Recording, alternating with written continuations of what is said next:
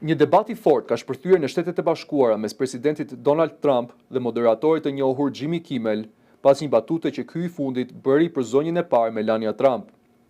Në emisionin e tij Jimmy Kimmel Live, moderatori reagoi publikisht, duke sqaruar se komenti I tij nuk kishte në asnjë mënyrë një thirrje për dhunë apo atentat.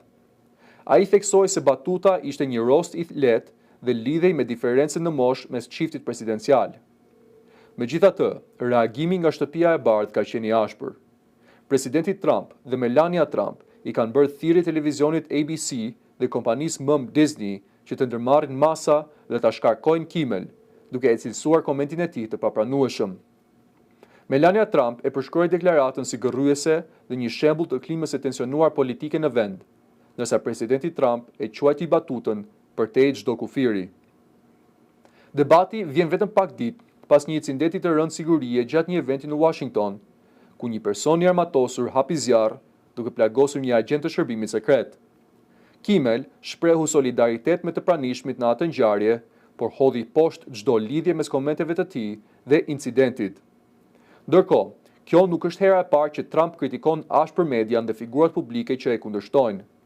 Ai ka kërkuar në mënyrë të përsëritur ndërhyrje ndaj programeve televizive që I konsideronte padrejta ose kritike ndaj tij.